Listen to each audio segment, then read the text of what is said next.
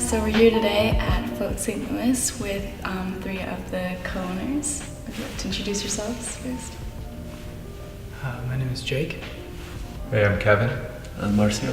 Floating can be viewed as something as simple as the best bath that you've ever taken. And what we do is we take about between 800 and 1,200 pounds of Epsom salt, dissolve it in water, and when doing so creates such a buoyant solution that you float effortlessly on the surface, and then that water is heated to the surface temperature of your skin, which is roughly 94 degrees, so you have really no sensation of touch as you're floating.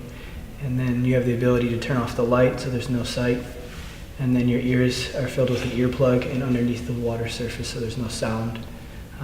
And then because you're so buoyant floating, there's also no gravity going on your body and any of your joints. So it allows for like a whole body, whole brain relaxation. In a similar way, where people can find great benefit from mindfulness practice or meditation practice, where you're soothing your nervous system and you're reducing stress, right? What we understand is that stress is such a big part of illness and disease. And if you imagine all of the illnesses and diseases related to stress or inflammation, floating is able to reduce stress and reduce inflammation. Floating, in the way we do it, it's been around since the late 60s, early 70s. It was very popular back then, all over the country. There were centers all over. And in the 80s, with the AIDS epidemic, people not really understanding how the virus was transmitted, they stayed away from anything that involved like pools, saunas, spas, floating out of fear, that the virus will be contracted that way.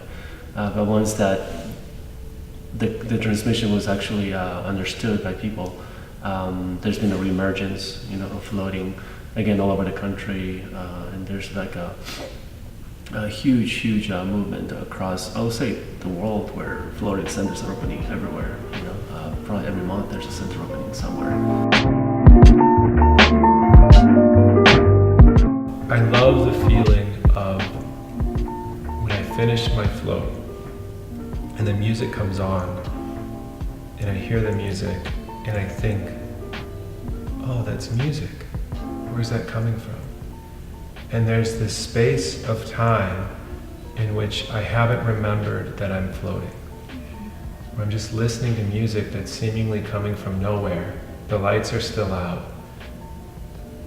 And it's just beautiful. And then I realize, oh, I'm floating. I'm at the float center. That for me is just a really great period.